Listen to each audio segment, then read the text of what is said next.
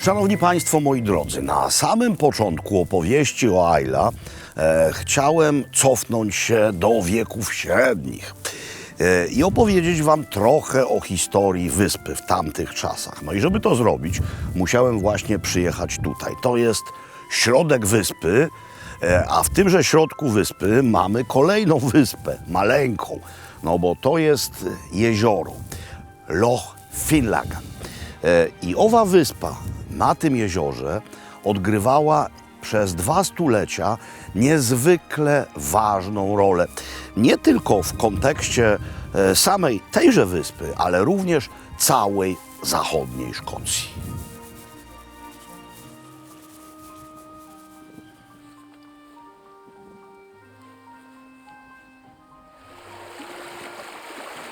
Wszyscy słyszeliśmy o szkockich rodach, welklanach.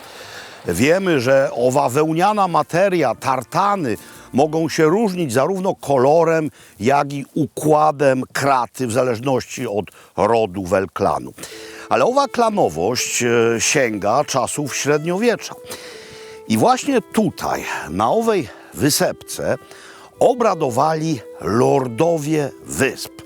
Lordowie wysp, którzy wywodzili się najczęściej z klanu MacDonald. Wysp, ponieważ mamy tutaj wiele wysp, sama Szkocja też jest wyspą, ale dotyczyło to generalnie zachodniej Szkocji. I w dodatku zwierzchność korony szkockiej nad tymi ziemiami była tylko hipotetyczna. To było najważniejsze centrum władzy. Wielka Brytania pełna jest niby starożytnych ruin, które tak naprawdę stawiano w czasach Lorda Byrona, w epoce romantyzmu. Ale to nie są tego typu ruiny. To są naprawdę pozostałości średniowiecza z XIV wieku. Otóż owi lordowie wysp zbierali się tutaj, gdyż owo zgromadzenie na tej wysepce pełniło funkcję niejako parlamentu i sądu najwyższego. Oczywiście to były czasy już chrześcijańskie, więc w tym wypadku mamy ruiny kaplicy i mamy groby z XIV wieku. XIV-XV wiek to potęga rodu MacDonaldów. Potem utracił on swoje polityczne wpływy i jego rolę przejął inny zasłużony szkocki ród Campbell.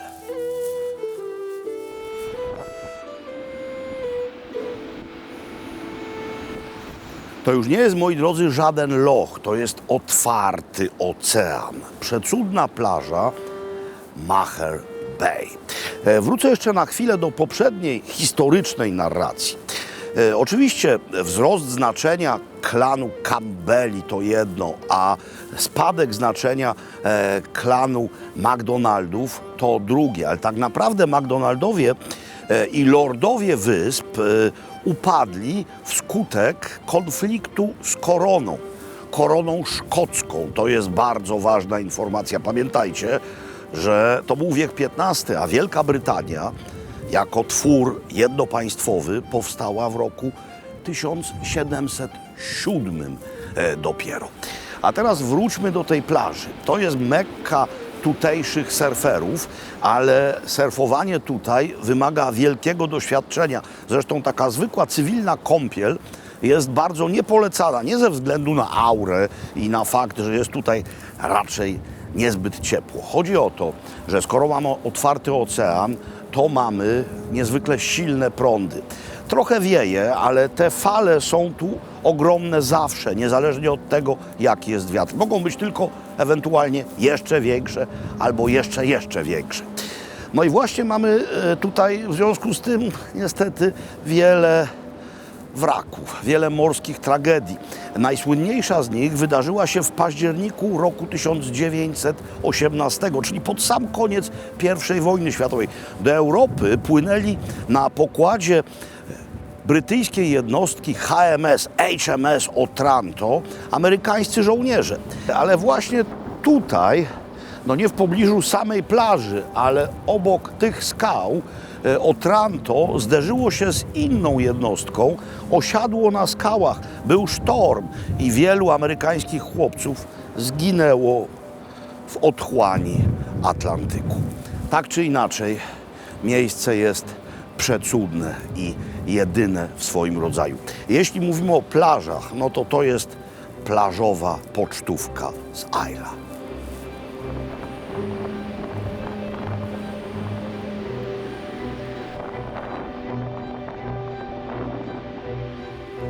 Oto Lochindal, czyli najgłębiej w wyspę wrzynająca się zatoka. Miejsce niegdyś niezwykle ważne, no bo niejako naturalny port z trzech stron osłonięte przynajmniej częściowo od wiatru i od fal.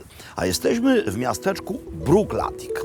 Tak samo zresztą nazywa się destylarnia, przed którą stoję. No tutaj wiele destylarni nazywa się tak jak miejsca, w których stoją i działają. No idziemy do środka.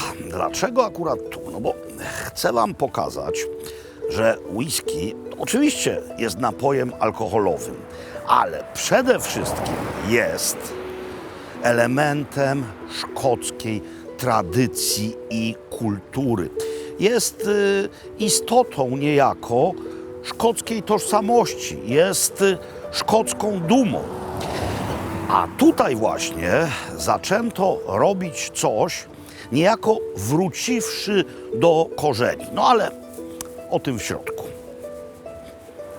Zaczynamy nasze giro po destylarni. Oto jedna z ostatnich w całej Szkocji kadzi zaciernych otwartych. To żeliwo pamięta czasy królowej Wiktorii, XIX wiek. I teraz o co tutaj chodzi? Trafia tutaj mianowicie zmielony jęczmień, zmielony słód jęczmienny, mówiąc precyzyjnie, który jest zalewany gorącą wodą trzykrotnie. Chodzi mianowicie o to, by z tego, co wcześniej kiełkowało, wypłukać wszystkie cukry. I teraz oddziela się ostatecznie ów płyn i on wędruje dalej, zaraz tam pójdziemy.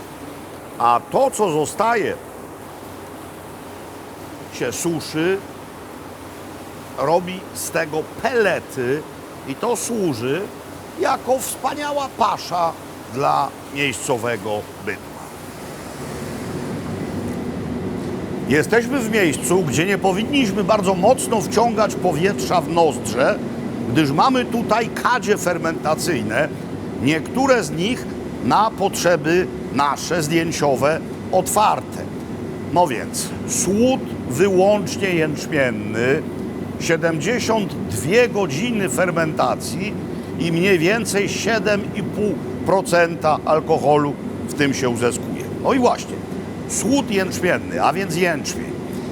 Kiedyś, gdy robiło się whisky, trzeba było być samowystarczalnym, czyli używać produktów niemalże z najbliższej okolicy.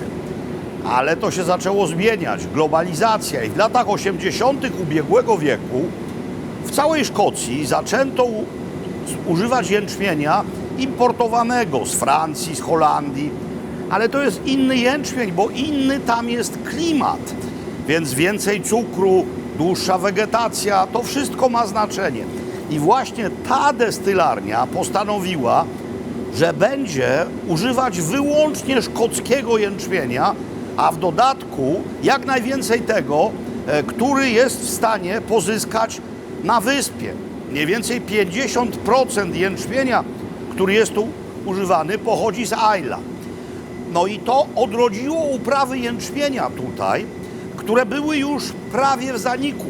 A tutaj mamy trudny klimat, więc trudno się uprawia jęczmień. Ale to zmieniło sytuację, gdyż to znalazło naśladowców i mamy teraz produkt, który zawiera w sobie, nie jeden zresztą, większość składników z Isla, a jeśli już nie z Isla, to tylko z innych części Szkocji.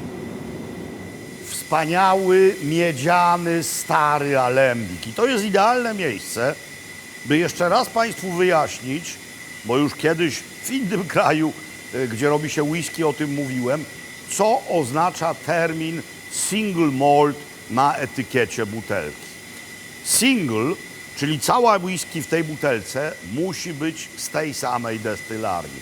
Malt mówi, że jest to wyłącznie jęczmienny słód. Malt to słód.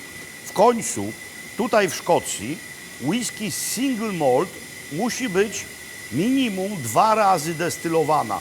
Pierwsza destylacja odbywa się zresztą właśnie w tej chwili w tym wielkim alembiku, a destylacja druga w tym, obok którego właśnie stałem. A teraz zobaczmy, co trafia do beczki, bo jeszcze jeden warunek konieczny do tego, by whisky była single malt, ona musi w ten sposób zrobiona minimum 3 lata spoczywać w beczce. No i to jest właśnie to, tak zwane serce. Frakcje niepotrzebne zwane są głowami albo ogonami. One trafiają tutaj, ale to, co najważniejsze, trafia właśnie tutaj. Serce whisky. Leżakownia, tysiące beczek, a wszystkie pełne, bo gdyby były puste, to by się rozeschły. Beczek, w których wcześniej dojrzewało wino przeróżne, słodkie, takie jak Porto czy też sherry, ale wytrawne, takie, które pochodziło z Francji czy też z Włoch. W końcu beczki po koniakach, beczki po rumach.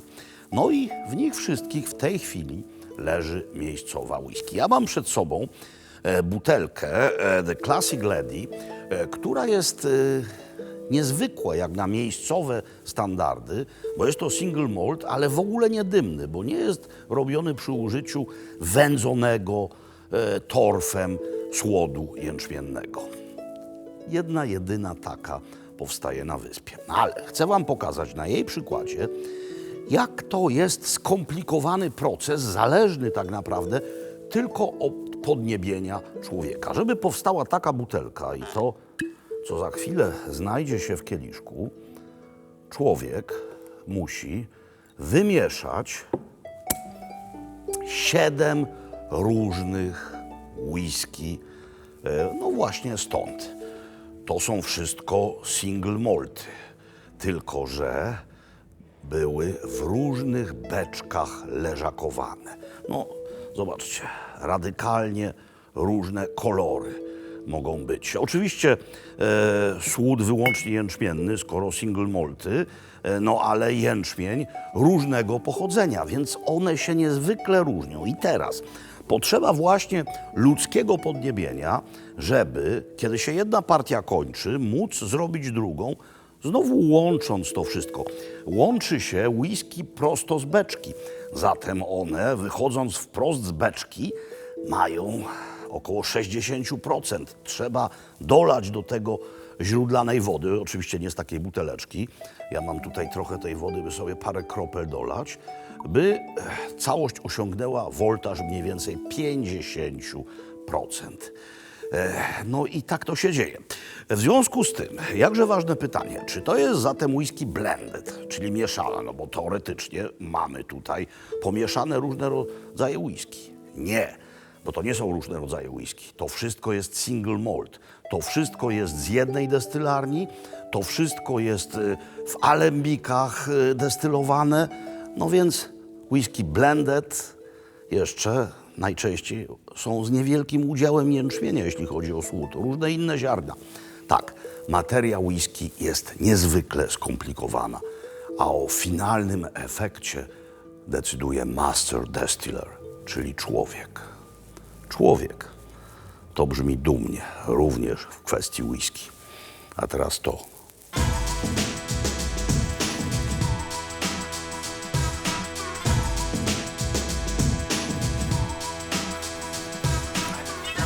Dotarliśmy do osady Portnaheaven. Najpierw musimy coś zjeść. Jest tutaj jedno bardzo tradycyjne, stare, zasłużone miejsce. To jest pub, który również ma w swojej ofercie jedzenie. Wiele pubów teraz nie tylko poi, lecz również karmi. Nazwa po gelijsku, Anpai Shensze, to się zdaje się tak wymawia i musi to być miejsce naprawdę cieszące się dobrą reputacją, no bo bezpośrednio przed nim zaparkowany samochód aż zwali No i być może walizcy klienci są w środku. Mam nadzieję, że i dla mnie starczy miejsca. Przed sobą mam niemal żelazną trójcę pubowego tutejszego jedzenia. Niemal, ponieważ Cullen's King, czyli zupa na wędzonym łupaczu, już się skończyła. I w miejsce tego mam danie zimne, no ale całkiem niezłe. To jest mianowicie sałatka z mięsem z kraba. Oczywiście z tutejszego kraba. Słodziutkie jak młodzieńczy pocałunek. To są przegrzebki. Przegrzebki usmażone na maśle czosnkowym. Zaraz zobaczymy, ile jest czosnku i czy aby nie są one przeciągnięte. Już widzę po konsystencji, że nie są. Boskie. Przegrzebkami będę się musiał dzisiaj zająć. Do tego frytki w ten charakterystyczny sposób miejscowy cięte. Tutaj też. To jest fish and chips, czyli łupacz smażony. Do tego oczywiście mówię o frytkach. Mamy ocet do skropienia, mamy wzruszający groszek i sos tatarski. Miejsce stare, bardzo tradycyjne. No i w tym miejscu właśnie przychodzi mi do głowy dowcip, doskonały moim zdaniem, o tym, jak to Niemcy w czasie II wojny światowej wyćwiczyli doskonałego agenta. Mówił w King's English i zrzucony już do Wielkiej Brytanii wchodzi do pubu, takiego jak ten, odziany w marynarkę Harris Tweed, buty Church of London i swoim nienagannym akcentem mówi tak: "Two martini, please". Na co barman? "Martini dry?" Na co agent? "Nein, Scheiße, zwei Martini". Ale wiecie, to wcale nie jest tak dalekie od prawdy. No, czytałem relacje u Schellenberga, kiedy to wpadli doskonali niemieccy agenci, którzy mówili świetnie, wpadli, bo na przykład zrzuceni do Wielkiej Brytanii poszli do pubu i domagali się piwa przed 12.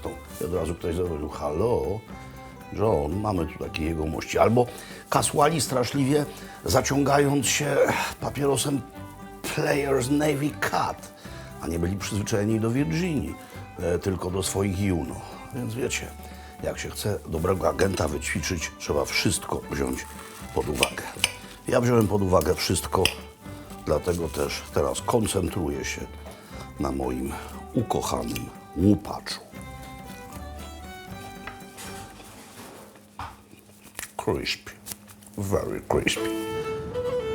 Teraz pora na słów parę o samym miasteczku. Port na Heaven było od stuleci osadą rybacką i kiedyś tutejsi ludzie morza zajmowali się głównie połowem śledzi. Ale kiedyś to wszystko wyglądało nieco inaczej. Mówię o domach i o układzie miasteczka, ale znowu w wieku XVIII jeden z przedstawicieli klanu Campbell nadał temu ową jakże charakterystyczną formę. Białe fasady, układ ulic. No ale niezależnie od tego, co się wydarzyło w kwestii budynków, w miejscowej zatoczce, na tutejszych skałach, w dalszym ciągu wygrzewają się foki, jeśli jest słońce, jeśli nie ma, to sobie tylko odpoczywają. A od roku 1825 miejsce pyszni się jakże charakterystyczną latarnią morską.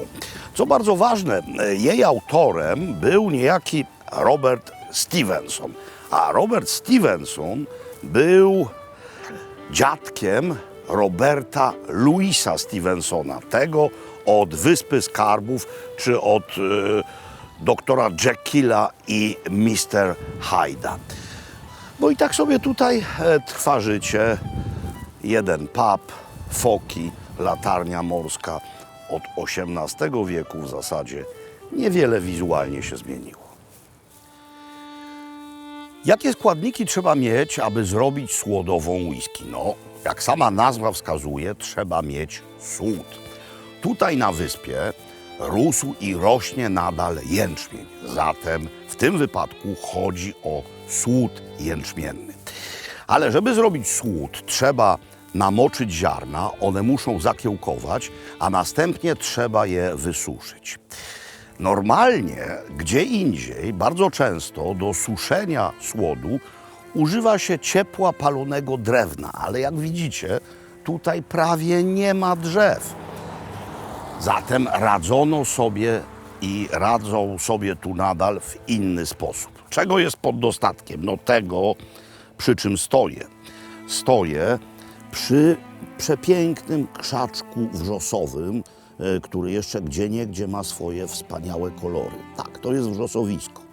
Ale jeśli to jest wrzosowisko, oznacza to, że pod spodem mamy torf. I właśnie ów torf zaczęto tu wydobywać i owym torfem suszyć słód, co nadało miejscowej whisky niezwykle charakterystycznego, nieporównywalnego z żadnym innym wędzonego, albo mówiąc bardziej fachowo, smolistego aromatu. To jest właśnie jeden z sekretów whisky z Islay. Choć oczywiście od tego smolistego aromatu są i tutaj wyjątki. Miejscowa whisky jest wyjątkowa również z powodu wody, której używa się do owej whisky wytworzenia. Jesteśmy na farmie o nazwie Octomore i tutaj mamy strumień, który nazywa się tak samo Octomore. Ale to nie ów strumień jest kluczowy dla whisky. Najważniejsze jest to, co kryje w sobie ta chatka. Tam mianowicie bije źródło głębinowe. Cóż za zaskoczenie, również o nazwie Octomore. I to właśnie woda z tego źródła jest jedną z najważniejszych części składowych whisky. Jednej z tutejszych whisky. Ale każda destylarnia, żeby robiła dobrą whisky, musi mieć takowe ujęcie. No oczywiście różne są źródła. Wody głębinowej jest tutaj pod dostatkiem. No akurat to źródło tak naprawdę nie dość, że bije z wnętrza ziemi, to nikt nie wie na dobrą sprawę, skąd ta woda płynie. Prawdopodobnie gdzieś ze szkockiego Mainlandu. W każdym razie ta woda jest wyjątkowa, ponieważ jest niezwykle nisko zmineralizowana. A obecność minerałów w wodzie ma wpływ na jej smak. Im mniej minerałów w wodzie, tym smak wody jest bardziej neutralny. No i to jest właśnie idealne, zresztą nie tylko przy produkcji whisky. Jeśli parzymy herbatę, to na Szkocję mamy osobne herbat mieszanki. Sam to widziałem w sklepie. Było napisane perfekcyjne torebki do parzenia herbaty w szkockiej wodzie. Dlaczego? Ano dlatego, że tu również z kranów płynie nisko zmineralizowana woda. I w takich warunkach te herbaciane listki idealnie się rozwijają i oddają swoje całe bogactwo smaku. Chodzi o to, żeby woda była tylko tłem, a nie była dominantą. To jest to samo, co możecie zaobserwować przy robieniu szprycerów. Jeśli weźmiecie zwykłą wodę sodową i dolejecie ją do wina, to wówczas macie smak tego wina. Nieco tylko rozcieńczony. A jeśli weźmiecie wodę mineralną, bardzo mocną, słonawą, słodkawą, zmineralizowaną, to wówczas powstaje kompletnie inny smak.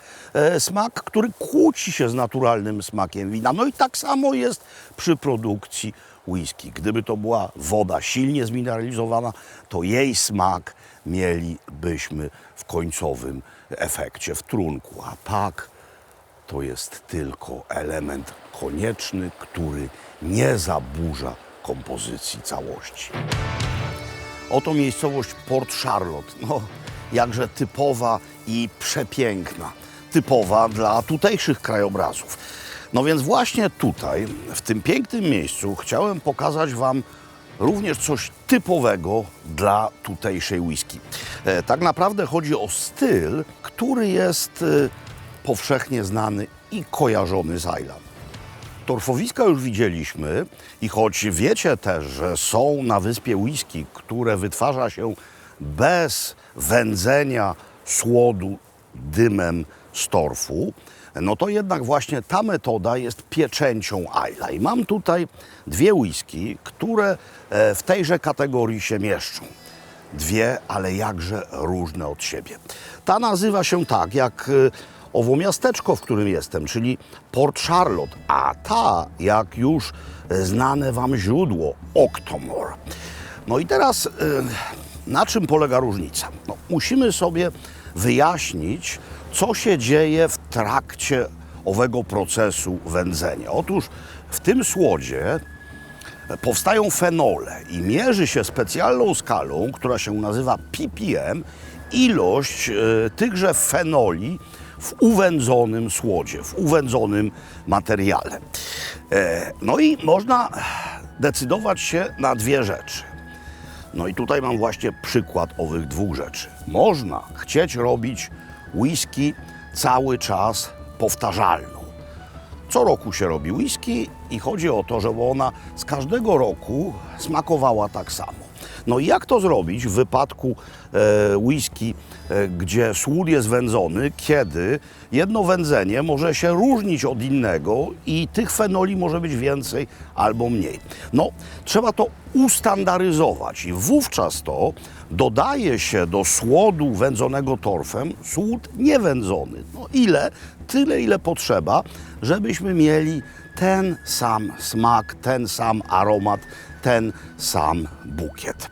No i również, jeśli już standaryzujemy, no to chcemy mieć określoną ilość alkoholu. Zatem ten produkt w beczkach, jak już z nich jest przelewany do butelek, to dodaje się do niego wody, żeby osiągnąć właśnie taki woltaż, jaki jest potrzebny. I to jest ten styl, Port Charlotte. Co roku taka sama whisky. No i ten nos już nam doskonale mówi o tym, gdzie jesteśmy. Mówi nam, że jesteśmy właśnie tutaj, na Islay.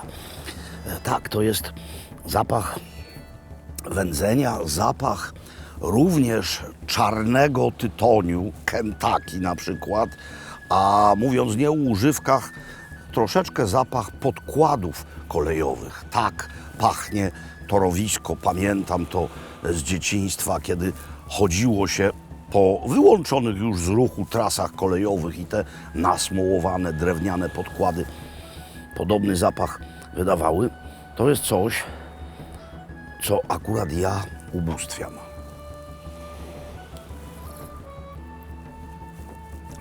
A w ustach mamy krągłość i łagodność. No ale mamy i drugą wersję z jak najmniejszą ingerencją człowieka. To jest Octomore. Octomore co roku inny. Co roku inny, bowiem człowiek w tym wypadku jak najmniej ingeruje w to, co daje mu natura. Czyli ile jest fenoli w danym zbiorze, w danym słodzie, tyle się zostawia. W dodatku nie standaryzuje się tego, jeśli chodzi o woltaż, więc wyjdzie 60 parę procent, to tyle jest. Ta whisky jest co roku inna. No i to jest prawdziwa zagadka. Jakie to jest wspaniałe móc otworzyć tę samą butelkę z różnych roczników i cieszyć się pewną odmiennością smaku. Niespodzianka, przyroda, to co nam da natura. I powiem szczerze, że w tym wypadku akurat nos jest trochę mniej wędzony niż w wypadku pierwszej, którą próbowałem.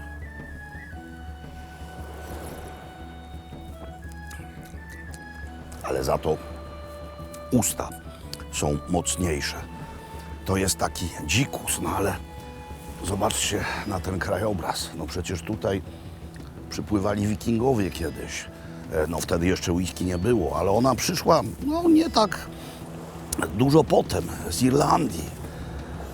Aquavit. Wspaniała rzecz. Dzikość i nieprzewidywalność. Jakże pasująca do tego, co wokół. Okazuje się, że mamy tutaj w naszym domu na wyspie całkiem okazałą kuchnię, a więc jest to idealne miejsce, by pokazać Wam, jak w kuchni, nie tylko tutaj, ale gdziekolwiek indziej, wykorzystać 3 niezwykle ważne szkockie produkty. Mam je wszystkie i Wy teraz już też je ujrzycie. Po pierwsze to kaszanka, czyli black pudding. Po drugie to przegrzebki, czyli skalopsy, przepiękne z dzisiejszego porannego połowu. Bez muszli, rzecz jasna, ale z tymi koralikami o bardzo intensywnym morskim smaku. No i po trzecie to, co w kieliszku, czyli whisky. Torfowa, bardzo torfowa, no bo w stylu charakterystycznym dla wysp. No i teraz, moi drodzy, bardzo proste i jakże wyrafinowane danie. Zaczynamy od maksymalnego nagrzania jednej z patelni. Na tę patelnię powędruję teraz trochę oliwy, nieco masła i teraz, o widzicie, już siłą bezwładu indukcji to się zaczyna grzać. I teraz, co trzeba zrobić? Trzeba obsmażyć na mocnym ogniu z obu stron plastry kaszanki. Kaszanka obsmażona ma tutaj taką chrupiącą skórkę z jednej i z drugiej strony i za chwilę włożę ją do pieca, ale muszę zacząć działać na drugiej patelni. Na tę patelnię powędruje tym razem tylko trochę oliwy i więcej masła, gdyż to, co na niej się znajdzie, będzie również elementem sosu. I teraz można tutaj już, to nie, to jest ten palnik, można dać ogień na maksa. Mówiąc ogień, mam na myśli moc indukcji. I teraz na tym właśnie będą smażone skalopsy.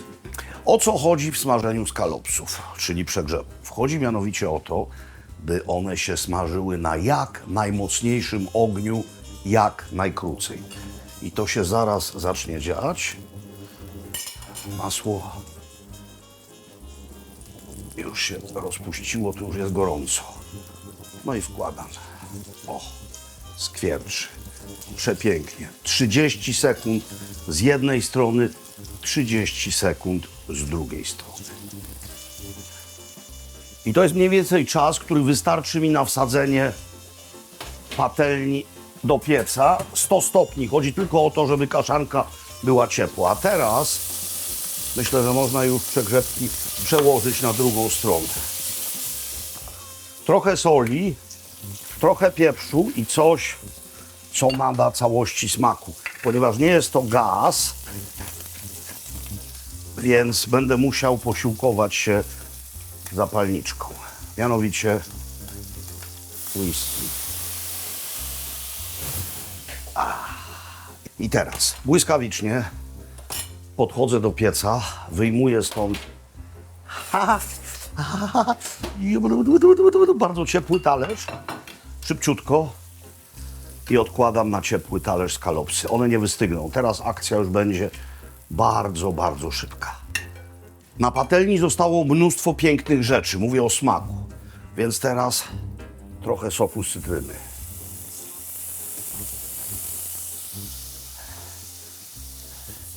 Teraz niech to się chwilkę zagotuje i niech się te ładne rzeczy od dna oderwą. I teraz double cream, czyli gęsta, słodka śmietanka oraz nieco whisky. Redukcja. Sos trzeba oczywiście doprawić na końcu solą i pieprzem.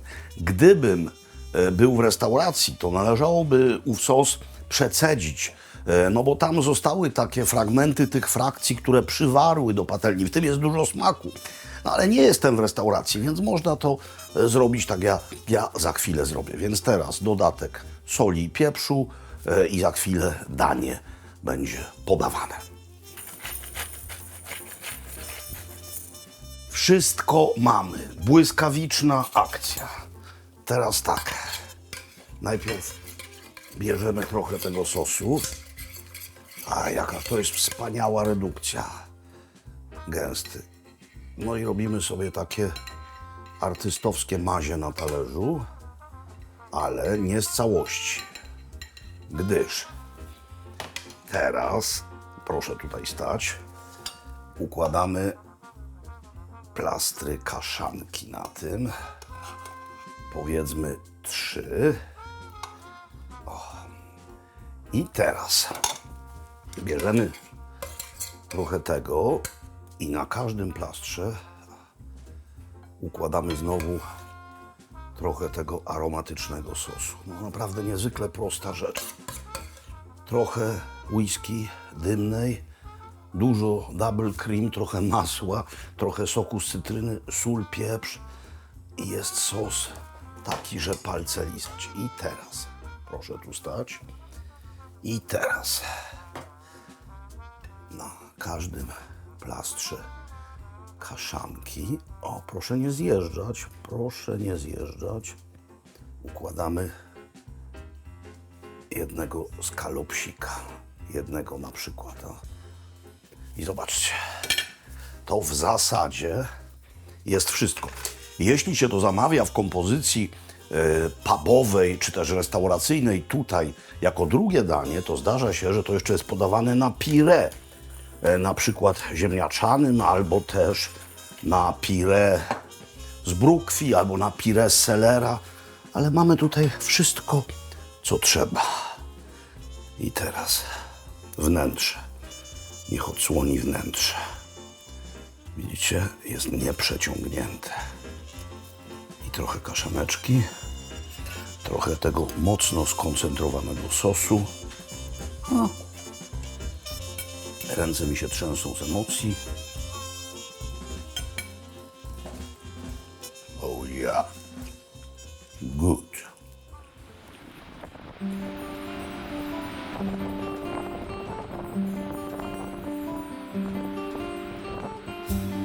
Mieliśmy zostać na wyspie jeszcze dobę, ale dzisiaj mniej więcej w połowie dnia przyszła wiadomość, że od jutra będzie obowiązywał pomarańczowy pogodowy alert i będzie wiał orkan. Chodzi prawdopodobnie o spotkanie dwóch frontów. No zobaczcie, jak tutaj mamy na niebiesiech walkę dobrego ze złem. Mamy czarne chmury, ale również prześwituje słońce. Te dwa fronty, zresztą u styku prądów przeróżnych morskich, które destabilizują pogodę, no bo mamy tutaj przecież Golfstrom, który klimat ociepla i sprawia, że nawet w środku zimy rzadko tutaj mamy temperatury minusowe, ale również zimne prądy i one się właśnie niedaleko spotykają, te zimne atlantyckie prądy z Golfstromem. I to sprawia, że tu bardzo często pada. Nigdy nie jest bardzo zimno, ale chłodno jest niemal przez cały czas. No i czasami występują orkany, co właśnie ma jutro nastąpić. A orkan, jak wieje, to nie odleci stąd samolot, nie odpłynie stąd prom, więc my się w ogóle o czasie ze Szkocji nie wydostaniemy. Dlatego też dzisiaj wracamy, skracamy pobyt. No więc przyszedł czas na podsumowanie pobytu w Szkocji, ale przede wszystkim na Islay. To jest, moi drodzy, przepiękne miejsce i niezwykle się cieszę, że mogłem tu być, bo naprawdę marzyłem o tym. Miejsce, które nie zostało zepsute przez człowieka. Miejsce pełne wspaniałej, dzikiej przyrody. Miejsce, w którym to człowiek najlepiej korzysta z tego, co mu natura daje. Wspaniała woda, jęczmień, a więc whisky, pastwiska wiecznie zielone, a więc owce, a więc miejscowe bydło. I ta niewielka ilość ludzi żyje tutaj w nieustannym kontakcie z tym pięknem. Jest po prostu częścią tego. To człowiek tutaj przystosował się niejako do przyrody, a nie zmienił ją. I to jest w tym miejscu najwspanialsze.